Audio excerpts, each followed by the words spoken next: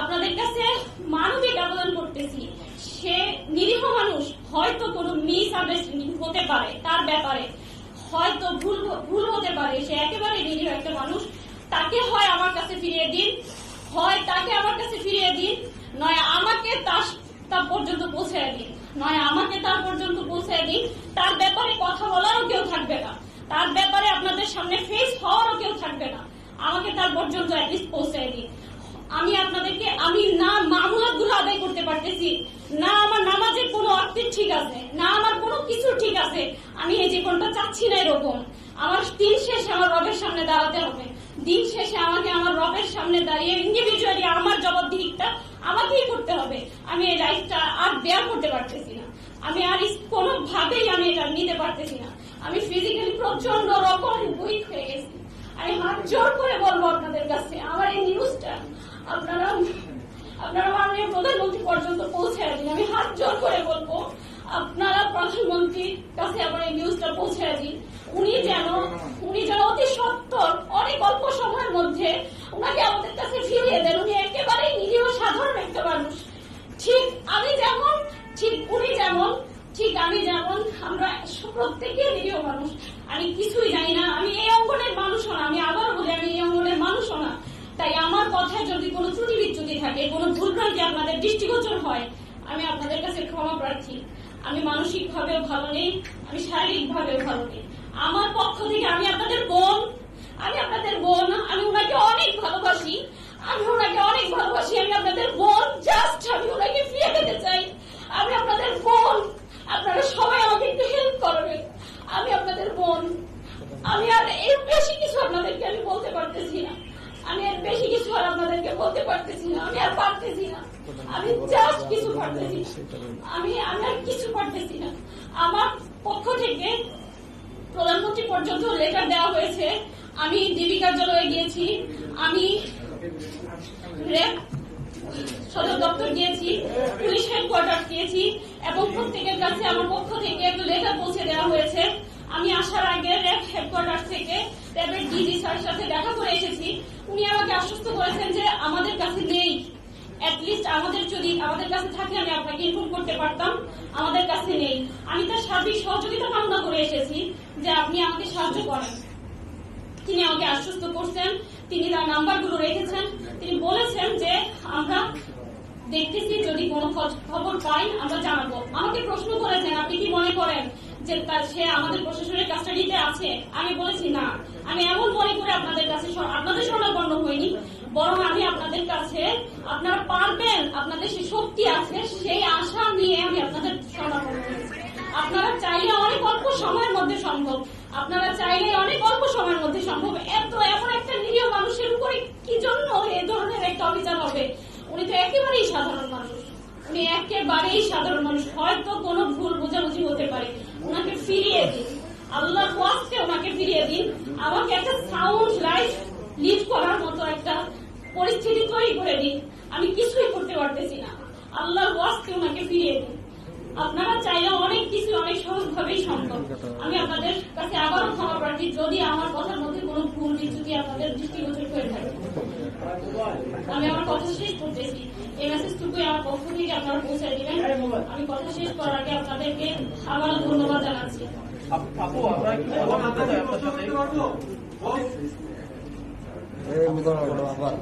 আচ্ছা, আপনারা অবশ্য অবগত আছেন যে আবদুল মোহাম্মদ আদনানের সাথে আরো 3 জন একসাথে নিখোঁজ হয়েছে। আমি তাদের ফ্যামিলির সাথে যোগাযোগ করতে চেষ্টা করেছি। আসলে রংপুরের এরা ফ্যামিলিগত ভাবে মানুষগুলো এমন যে তাদের হয়তো বা আমি জানি না, তারা খুবই নিরীহ অথবা হয়তো বুঝতেছে না। আমি তাদের সাথে যোগাযোগ করেছি, আসার জন্য বলেছি যে আমরা ব্রিফিং আয়োজন করেছি কনফারেন্সের, কিন্তু তারপরে তাদের রেসপন্সটা ছিল এমন যে হ্যাঁ আপু আপনি করতেছেন, আপনি করতে থাকেন, আমরা আসতে পারলাম না, এই ধরনের। তো দুঃখিত যে আমি তাদেরকে আপনাদের সামনে উপস্থিত করতে পারিনি। 3টা মানুষ, আমি 4জন মানুষ কার সহ, এটা অবশ্যই কোন প্রাইভেট কোন সংস্থার কাজ হতে পারে না। জাস্ট এটুকুই আমার ধারণা, এটা কোন প্রাইভেট ভাবে তাকে গুম করা হয়েছে, এটা হতেই পারে না। প্রশাসন চাইলেই অনেক অল্প সময়ের মধ্যে এটা একেবারে সম্পূর্ণরূপে উদ্ঘাটন করতে পারে। একদম চুলচেরা বাকি থাকবে না এখানে। প্রশাসন যদি এখানে হস্তক্ষেপ করে অল্প সময়ের মধ্যে এই বিষয়টাই সুরাহা করা সম্ভব।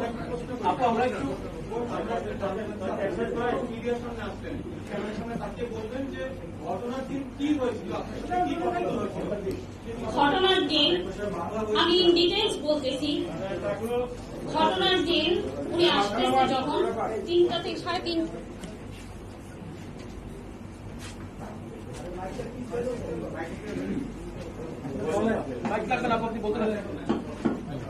উনি 3:30টায় কি 3টা কি 3:30 আনুমানিক, আমি এক্সাক্ট টাইমটা বলতে পারছি না, তখন উনি বের হয়, রওনা করেন তার বগুড়া একটা প্রোগ্রামের উদ্দেশ্যে। বগুড়া একটা প্রোগ্রামের উদ্দেশ্যে রওনা করে, সাথে ফিরোজ ভাই এবং মুহিত ভাই নামে 2 ব্যক্তি তার সাথে ছিল সফরসঙ্গী হিসেবে। আর যার তার নাম হচ্ছে আমির, সে নিজেই ড্রাইভ করতেছিল। এই 4 জন বগুড়ার প্রোগ্রামের উদ্দেশ্যে রওনা করে। উদ্দেশ্য ছিল প্রোগ্রাম শেষ করে ঢাকা ফিরবে, ঢাকা আমার কাছে উনি আসবেন। কিন্তু 4টার দিকেই, আমি টাইম এক্স্যাক্টলি আপনাদের বলতে পারবো যদি ফোনটা চেক করি, 4টা কি তার কিছু পরেই উনি আমাকে কল করে বলতেছে, আমি আর কি তাকে কল করে আস্ক করতে চেয়েছি যে কি খাবার, কি রান্না করবো আর কি। সেজন্য উনি খুবই ফেড আপ হয়, খুব রেগে যায় আমার উপরে, যে কিভাবে আছি, কেমন আছি, এই প্রশ্নটা না করে কিভাবে কি খাবো এই প্রশ্ন করতেছো। তখন সে বলতেছে যে আমার পেছনে 2টা বাইক আমাকে ফলো করতেছে, আমার মনে হচ্ছে যে আমাকে 2টা বাইক ফলো করতেছে। তখন আমাকে বললো জাস্ট আমার জন্য দোয়া করো, আমি যেন নিরাপদে বাসায় পৌঁছতে পারি। তখন আমি ওনার উনি খুব রেগে যাওয়ার কারণে আমি আর কোনো প্রশ্ন করিনি, আমি রেগে দিলাম। দেন কিছুক্ষণ পরে উনি নিজেই আমাকে আবার কল করে বলছে যে ঠিক আছে রান্না করো, আমরা 4 জন আসতেছি। হ্যাঁ আলহামদুলিল্লাহ, এখন আর বাইকগুলো দেখা যাচ্ছে না। কিছুক্ষণ বলতে তাও প্রায় 20 থেকে 25 কি আধা ঘন্টা পরে আর কি আমাকে আবার বলতেছে যে এখন আর ওই বাইকগুলো দেখা যাচ্ছে না। তারপর এ পর্যন্ত মাঝখানে মধ্যে ওনার সাথে আমার অসংখ্যবার কথা হয়, কতটুকু এলাম কি আর কতটুকু এলা আস্ক করলেই, এটা উনি সবসময় ওনার একটা অভ্যাস, উনি আমাকে একটা ম্যাপ স্ক্রিনশট দিয়ে পাঠায় দেয় হোয়াটসঅ্যাপে। তো ওই দিনও অনেকগুলো ম্যাপ শেয়ার করছে যখন যেখানে ছিল। লাস্ট আমি যখন ওনাকে কল করি 2টার দিকে, মেবি উনি কারে ঘুমিয়ে পড়েছে, এজন্য আমার কলগুলো রিসিভ করতে পারে, লাস্ট কলগুলো। শুধু হয়তো ঘুম ভাঙছে পরে উনি আমাকে একটা ম্যাপ শেয়ার করে, সেই ম্যাপটা শেয়ারের লাস্ট টাইমটা ছিল 2:37। তো আমারও চোখ লেগে গিয়েছিল, আমি হুট করে যেই দেখলাম যে ম্যাপটা 2:37-এ শেয়ার করা, তখন তো চলে আসার কথা। ওখানে শো করতেছিল ডেস্টিনেশন 18 মিনিট, 18 মিনিটের মধ্যে উনি মিরপুর ইন করবে এরকম। তো আমার যখন চোখ খুলে আমি দেখতেছি প্রায় 2:45, তার তো তাড়াতাড়ি চলে আসবে, আমি খাবারগুলো রেডি করব। আমি হুড়মুড়িয়ে উঠি, উঠার পরে আমি ওয়েট করতেছি, হতে পারে কোনো কারণে লেট হইতে পারে। আমি 3:30 প্রায় 4টা অব্দি ওয়েট করে আবারও কল করি, 3টার দিকে কল করি ওনার ফোনে, 3টা কি তাই একটু পরে, তখন থেকে ফোনটা সুইচ অফ পাই। তারপরেও আমি কিছু মনে করি হতে পারে তার ফোনে চার্জ নেই। তারপর আবার আরো কিছুক্ষণ পরে আমি আমিরের নাম্বারে, যার কার ড্রাইভ যে করতেছিল, তাকে কল করি, কল করার পর তার ফোনও সুইচ অফ পাই। তখনই আমার কাছে একটু সন্দেহ হয়। তারপর থেকে আমি লাগাতার ট্রাই করতে থাকি, আর একটু ওয়েট করি, এভাবে 5টা বেজে যায়।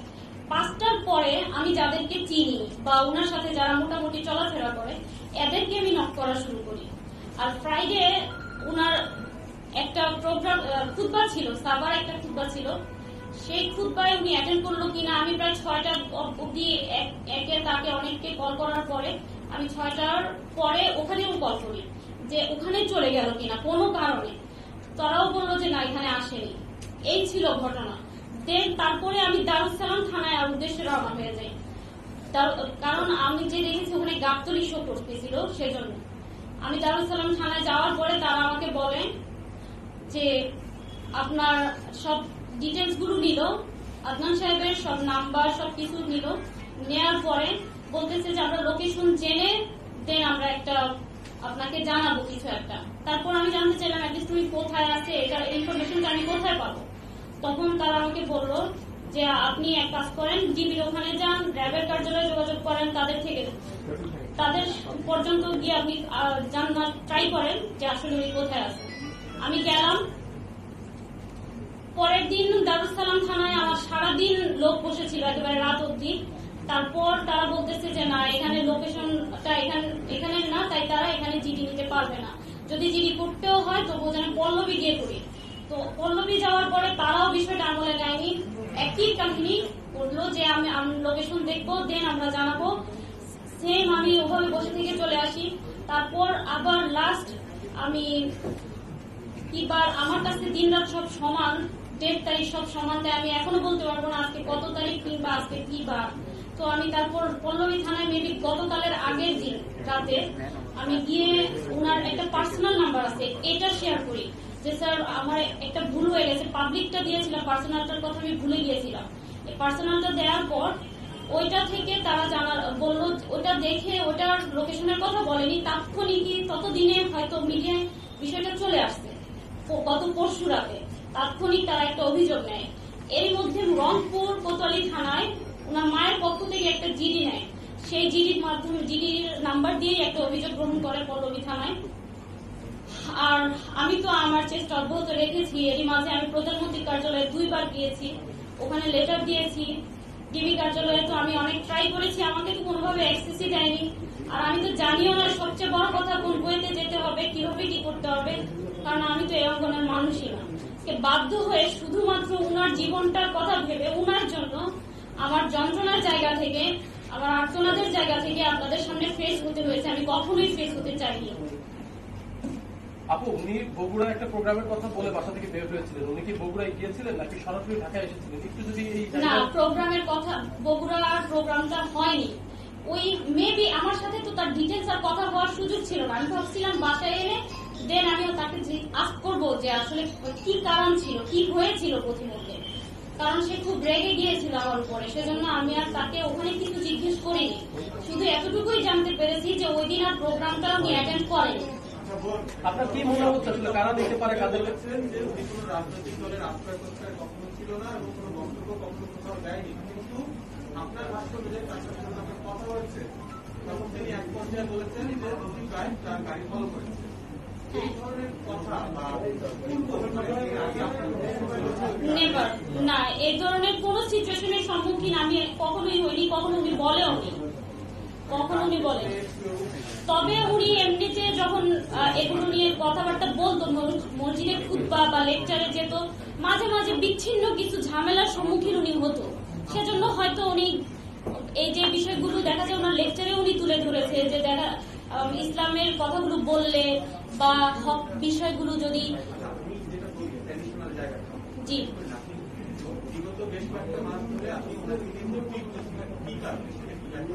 বিগত কয়েক মাস ধরে আমি তাকে নিয়ে উদ্বিগ্ন ছিলাম, এরকম আমি বলিনি। প্রোগ্রাম যারা আয়োজক তাদের সাথে যোগাযোগ করেছেন কিনা, বা উনি যে প্রোগ্রামটাতে গেলেন বগুড়াতে প্রোগ্রামে যায়নি, প্রোগ্রামটা অ্যাটেন্ড করেনি। যারা আয়োজক, যারা এটা আয়োজন করলেন, যারা আয়োজক আমি তাদেরকে চিনি না। আর তার কোথায় কখন প্রোগ্রাম থাকে এগুলো সব তো আর আমার সাথে শেয়ার করে না। আমি তো সবার নাম, যেগুলো পোস্টার হয় জাস্ট ওগুলো হয়তো বা আমি জানি। আর খুববার ওখানে আমি কল করতে পেরেছি এজন্য যে এটার পোস্টার হয়েছিল, আদারওয়াইজ আমি তো জানি না কাদের সাথে তার কথা হচ্ছে। আমি তো আপনাদের সাথে ফেস হচ্ছি, এভাবে তো ফেস হওয়ার প্রশ্নই আসে না। আপু, একটু বলবেন কি আসলে আপনাদের কি মনে হচ্ছে, কারা তাকে অপহরণ করে থাকতে পারে, বা আপনাদের পরিবারের পক্ষ থেকে আপনারা কি মনে করছেন? আইন শৃঙ্খলা রক্ষাকারী বাহিনী কেউ নিয়ে গেছে নাকি অন্য কারোর সাথে তার শত্রুতা ছিল? আমি এত কিছু বুঝি না, আমার শুধু সন্দেহের জায়গা থেকে স্বাভাবিক, হয়তো আমার জায়গায় আপনারা থাকলেও মনে হতে পারে এটা হতে পারে, ওইটা হতে পারে, নানান জল্পনা কল্পনা আপনার মনে দানা বাঁধতেই পারে। আমার জায়গায় আপনি থাকলেও এটা হতো। সেই জায়গা থেকে কখনো মনে হয় উনার ব্যাপারে অনেক সময় অনেকে বিরূপ মন্তব্য করতেন, অনেক সময় উনার ব্যাপারে অনেকে অনেক রকমের কথা বলতেন। তো মনে হয় যে এজন্যই কি উনার উপরে কোনো প্রেশার এলো কিনা, বা এজন্যই উনি এত বড় একটা ঘটনার শিকার হলেন কিনা, এজন্যই উনার লাইফটা বিপন্ন কিনা। আবার কখনো মনে হয় উনি জিওপলিটিক্স নিয়ে আলোচনা করতো, পলিটিক্যাল সায়েন্টিস্ট বা সায়েন্স নিয়ে কথা বলতো, সবাইকে পড়াশোনা করার জন্য উদ্বুদ্ধ করতো। ওনার লেকচারগুলো শুনলে দেখবেন। তো মনে হয় এটা কি ইন্টারন্যাশনালি কোনো একটা গোয়েন্দাদের বিষয় কিনা। এক এক সময় আমার মনে এটা আমার হতেই পারে, এক এক সময় এক এক রকমের ধ্যান ধারণা চিন্তা ভাবনা কত কিছুই তো ব্রেনে ঘুরপাক খায়। আমি তো এগুলো বুঝি না ভাইয়া, আপনারা ভালো বুঝবেন আমার যে আসলে কি হতে পারে। আমি জাস্ট ঘটনার সাক্ষী। আমি আপনাদের কাছে আমার তার সন্ধান চেয়ে আবেদন সরাসরি একটা প্রশ্ন করি। সম্প্রতি কিন্তু আপনি জিওপলিটিক্সের কথা বলেছেন, ইসলামিক জিওপলিটিক্সের যে জায়গা, ফিলিস্তিন এবং ইসরায়েলের ঘটনা নিয়ে ওনার অবস্থানটাকে কি সম্পর্কে বলছেন? ফিলিস্তিন ইসরায়েলের বিষয় নিয়ে ওনার অবস্থান বলতে আপনি কি আজ করতেছেন? উনি কোনো বক্তব্য দিয়েছেন? উনি ওনার বক্তব্যগুলোতে তো আছেই, উনি তো ইসরায়েলের ব্যাপারে বলতেনই। আমরা মুসলিম বলতেই আমরা সকলেই আল-আকসাকে ভালোবাসি, আর আল-আকসার উপরে যাদেরই রক্তচক্ষু থাকবে সে ব্যাপারে আমাদের দিল থেকে একটা তাদের প্রতি বেদনা থাকবে, একটা যন্ত্রণা কাজ করবে। That's it. আচ্ছা আপু, এরকম ঘটনা অনেক সময় দেখা যায় যে আইন শৃঙ্খলা রক্ষাকারী বাহিনী পরবর্তীতে গ্রেপ্তার স্বীকার করে। তো আপনার কি এখানে কোনো আশঙ্কা আছে কিনা? অ্যামনেস্টি ইন্টারন্যাশনাল উদ্বেগ জানিয়েছে, আন্তর্জাতিক কোনো মানবাধিকার সংস্থার সাথে আপনারা যোগাযোগ করেছেন কিনা, কিংবা ফার্দার আপনারা আর কি কি স্টেপ নেবেন ওনাকে পাওয়ার জন্য? জি, আমাদের একটা অলরেডি একটা আবেদন সাবমিট করা হয়েছে। আর হচ্ছে আমি আসলে এ পর্যন্ত এরপরে নেক্সট স্টেপগুলো আমি এখন আমার ব্রেনে নেই। আমি আপনাদের কাছেই আসছি, আমি প্রধানমন্ত্রীর কার্যালয়ে আবার যাওয়ার ট্রাই করব, আমি এভাবেই ট্রাই করে যাব। এরপরে আমার সর্বাত্মক চেষ্টাগুলো এভাবে এগুলো কেন্দ্রিকই হবে, এর বেশি আমি আর কি করতে পারি? আমি তো একটা সাধারণ মানুষ। আমি যমুনা টেলিভিশন থেকে আসছি। সেটা হচ্ছে আমাদের আসলে ব্যক্তিগত জীবন নিয়ে আমাদের তারপরেও যেহেতু উনি মিসিং এবং এটা নিয়ে সারা বিশ্ব নিয়ে আলোচনা হচ্ছে বাঙালিদের মধ্যে, একটু তার আবু তহা মোহাম্মদ আদনান, এই আমরা জানি তার নাম আফজালুল আদনান, আবু তহা মোহাম্মদ আদনান এবং তার যে পরিচিতি, এইটা উনি আসলে কিভাবে হয়ে ওঠেন এটা একটু বলবেন? তার আসলে ব্যাকগ্রাউন্ড বা তার পড়াশোনা বা এগুলো ওটা হচ্ছে তার আইডি কার্ডের নেই। আর আবু তহা মোহাম্মদ আদনান দিয়ে তার অফিসিয়াল পেজ গুলো চলতো, ইউটিউবে এই নামটা দেওয়া ছিল, যার জন্য এই নামটাতেই উনি পরিচিত। আর পড়াশোনার ব্যাকগ্রাউন্ড হচ্ছে উনি ফিলোসফিতে মাস্টার্স করেন, দেন উনি সালাফি মাদ্রাসা থেকে অ্যারাবিকের উপরে বিভিন্ন অনেক টিচারের থেকে অনেক মুরব্বীদের থেকে শিক্ষা গ্রহণ করেন। তবে উনি এমন না, আমি আবারও বলতেছি, কথাটা আমি শুরুতে বলছি যে উনি সালাফি কিংবা হানাফি কিংবা হাম্বলি কিংবা কওমি কিংবা দেওবন্দি কিংবা আহলে হাদিস, উনার এরকম কোনো পরিচয় নেই। উনি সবার থেকে উনি সংকীর্ণ মনের ছিলেন না, উনি হকটা সব জায়গা থেকে গ্রহণ করতেন এবং উনি প্রচুর পড়াশোনা করতেন, অনেক বেশি পড়াশোনা করতেন। জাস্টিস তকি উসমানীর বইগুলো উনি পড়তেন। আমার বাসায় যে বইগুলো আছে, রংপুরে ওনার যে বইগুলো আছে, এগুলো মানে সব বাইরের স্কলারদের বই আছে, অনেক মানে উনি সবার থেকে এলেন নিতেন। উনিও তো সাধারণ একটা মানুষ, আর ব্যাকগ্রাউন্ড ওনার জেনারেল। রাজনীতির সাথে যুক্ত না, রাজনীতির সাথে যুক্ত থাকা অপরাধ মনে করেন? আমি একটু বুঝি না, আমি রাজনীতি কি জিনিস জানিও না।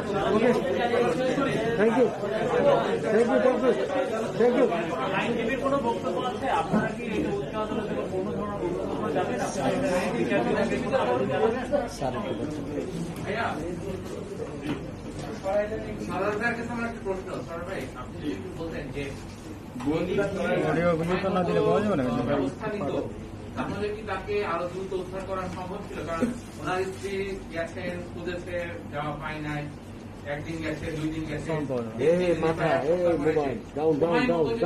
এখানে করতেন না। দ্বিতীয় প্রশ্ন হচ্ছে, আপনি নিশ্চয়ই দাপ্তরিকটা ভালো মতো জানেন, একজন সাবেক সেনা কর্মকর্তা হিসেবে খুবই গুরুত্বপূর্ণ একটা স্থাপন জায়গা, এবং সেটা সবসময় সেখানে পুলিশ, নিরাপত্তা বাহিনী, সিসিটিভি ক্যামেরা, এরকম বিভিন্ন আয়োজন দিয়ে এই আমিনবাজার জায়গাটা এবং ব্রিজটা, আমিনবাজার ব্রিজটা ঘেরা থাকে।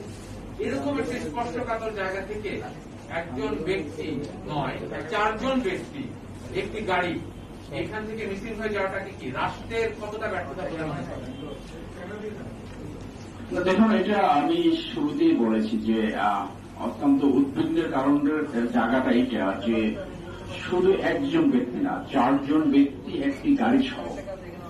প্রাইভেট কোন শত্রু বা কোন এগ্রিভ পার্সনের পক্ষে এটা কোনোভাবেই সম্ভব নয়। রাষ্ট্র বা আইনশৃঙ্খলা বাহিনী যদি দ্রুত ব্যবস্থা নিত তাহলে এটা ডেফিনেটলি উদ্ধার করা সম্ভব। আমি ছোট্ট একটা উদাহরণ দিয়ে বলি, আপনাদের মনে আছে অ্যাডভোকেট রেজওয়ানার হাজবেন্ড কিডন্যাপ হয়েছিল নারায়ণগঞ্জ থেকে, সেইটা পরে মিটমাট হয়ে যায়, কোন আইন শৃঙ্খলা বাহিনী ব্যবস্থা নেয় না।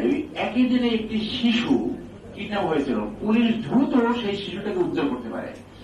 আমাদের পুলিশ অনেক এফিসিয়েন্ট, তারা বিদ্যুৎ গতিতে ব্যবস্থা নিতে পারে, যেটা পরিমণির ব্যাপারে নিয়েছে, পরিমণি নিজেই স্টেটমেন্ট দিয়েছে যে বিদ্যুৎ গতিতে তারা কাজ করেছে।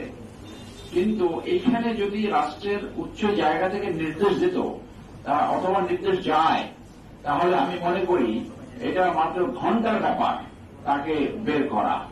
আর যে কোনো ভাবে তার শত্রু থাকুক, প্রাইভেট থাকুক, যে কোনো ব্যাপারে যদি কোনো নাগরিক নিখোঁজ হয়, সেখানে পুলিশের দায়িত্ব হলো তাকে খুঁজে বের করে তার ফ্যামিলিকে বলা এইটা হয়েছে, তার একটা জবাব দিতে হবে, এইটা পুলিশের অব্লিগেশন। কিন্তু যখনই আমাদের সন্দেহের সৃষ্টি এখানে হয়, যখন পুলিশ দায় সারা জবাব দেয় অথবা স্কিপ করতে চায়, এই থানা না ওই থানা না ওই থানা, এবং একটা দায় গোছের, যেমন আজকে স্বরাষ্ট্রমন্ত্রী গতকালকে বোধহয় আজকে আনসার একাডেমিতে একটা আনসারদের পাসিং আউট প্যারেডে বলছে আমরা গুরুত্বের সাথে দেখছি। এই কথাগুলো অনেক সময় একটু দায় সারা গোছের মনে হয়। শুধু দেখছি বললে হবে না, যদি রাষ্ট্র চায়, রাষ্ট্রের উপরে কেউ শক্তিশালী নাই। আমাদের পুলিশ বাহিনী র্যাব অত্যন্ত দক্ষ, তারা জেলে 1 ঘন্টা 2 ঘন্টার ভিতরে এই কেস উদ্ঘাটন করা সম্ভব, তারা এর পিছনে উদ্ঘাটন সম্ভব। এবং আমরা আশা রাখবো, আমি এই ফ্যামিলির লয়ার হিসেবে এই 4টা প্রাণ এবং গাড়ির কথা বাদ দেন, তাদেরকে দ্রুত রাষ্ট্র তার রেসপন্সিবল দায়িত্ব পালন করে তার ফ্যামিলির কাছে ফেরত দেবে। ধন্যবাদ আপনাদের। এটা নিয়ে আপনারা আদালতে যাবেন? এটা নিয়ে আদালতে যাবেন? এটা নিয়ে কোনো আইনি পদক্ষেপে যাবেন? আমি একটু কথা বলি যে আমরা জেনেছি যে আদনান সাহেব তার বক্তৃতায় যে সব প্রশ্নগুলো উত্থাপন করতেন সবসময় সেটা হচ্ছে জুদাইজমের বিরুদ্ধে, জায়নিস্ট মুভমেন্ট নিয়ে কথা এবং বলতেন। হচ্ছে সেটা জুদাইজমের বিরুদ্ধে এবং ইহুদিজমের বিরুদ্ধে। আমরা জেনে থাকি যে ইহুদিজমের বিরুদ্ধে কথা বলতে সারা পৃথিবীতে তারা তাদের গোয়েন্দা সংস্থা যে মুসাদ, তারা সে ভয়ঙ্কর হচ্ছে পাওয়ারফুল। আপনারা কি সাসপেক্ট করছেন যে এই না? এটা তো আপনি দেখছেন যে তার স্ত্রী বলেছে সন্দেহের অবকাশ থেকে যায়, কারণ যখন এটা উদ্ঘাটন না হবে যে কোনো ধরনের সন্দেহ হতে পারে। আইনি পদক্ষেপ আমরা এর আগের ঘটনাগুলো আমরা দেখেছি যে এগুলার নিয়ে রিড করা সম্ভব। আইনি পদক্ষেপ তো পুলিশ স্টেশনে যাওয়া একটা আইনি পদক্ষেপ, তো পুলিশ তো সেখানে সঠিকভাবে এখন পর্যন্ত দায়িত্ব পালন করেছে বলে আপনি দেখেন 10 তারিখ থেকে আজকে 16 তারিখ, 6 দিন। তো 6 দিন কিন্তু কম সময় না। তো 6 দিনে মাত্র একটা জিডি হয়েছে। তিনি কার কাছে যেতে পারতেন? রাষ্ট্রের সর্বোচ্চ ব্যক্তি প্রধানমন্ত্রীর কাছে আবেদন করেছে, তাকে মা বলে সম্বোধন করেছে। তিনি আর কোথায় যেতে পারতেন? র্যাবের ডিসি অত্যন্ত দক্ষতার সাথে তারা দায়িত্ব পালন করে। আর কোথায় যেতে পারতেন? আইজিপি পুলিশ তার কাছে আবেদন করছে। এর চেয়ে বড় আইনি পদক্ষেপ আবার কি হবে? রিড করা যাবে, আদালতের কাছে যাওয়া যাবে, ইভেন আদালত সুগমভাবে এইটার বিরুদ্ধে ব্যবস্থা নিতে পারে। কারণ একটি 2টি মানুষ না, 4টি মানুষ একসাথে নিখোঁজ হয়ে আছে, and that to প্রায় 1 সপ্তাহ। তো এই ক্ষেত্রে যদি পুলিশ বাহিনী, ল এনফোর্সিং এজেন্সি যদি সঠিকভাবে দায়িত্ব পালন না করে, আইনের কাছে গেলে আইন তো পুলিশের কাছেই সেটাকে বলবে যে আপনারা ব্যবস্থা নেন। তো প্রথম দায়িত্বটা তো আসলে এই ক্ষেত্রে পুলিশের দায়িত্ব। ধন্যবাদ আপনাদের সবাইকে।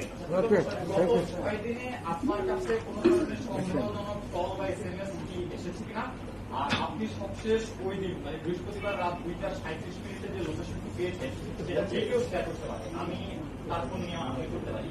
তার সাথে আপনার স্বামীর সাথে আপনার সবশেষ ভয়েস কল হয়েছে আমার দেখতে হবে, 1টা বাজে হবে, 1টায় হবে। জি, রাষ্ট্রপতি আজকে জানিয়েছেন যে আইনশৃঙ্খলার সেক্ষেত্রে আপনাদেরকে কি পারিবারিকভাবে কোনো কিছু জানানো হয়েছে? না না, কিছুই জানানো হয়নি। বা আপনারা কাদের সাথে যোগাযোগ করছেন? সরাসরি জাস্ট একটা তদন্ত পুলিশ আছে, মেবি মানে ডিউটি অফিসার এসআই, ওনাকে আমি কল করি, জাস্ট এটুকুই, না এর বেশি কিছুই না।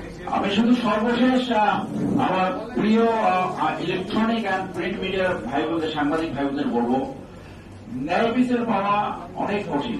আপনারা যেখানে সড়ক দেখেছেন সেইখানে ন্যায় বিচার নিশ্চিত হয়েছে, ভিকটিম রিমিডি পেয়েছে। উদাহরণস্বরূপ নারায়ণগঞ্জের 7 মার্ডার।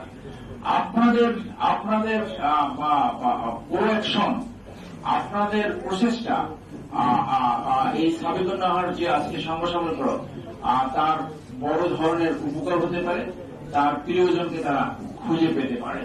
এবং এখানে আপনারা চতুর্থ স্তম্ভ রাষ্ট্রের আপনারা আজকে সবাই হাজির হয়েছেন, সবাইকে অশেষ ধন্যবাদ।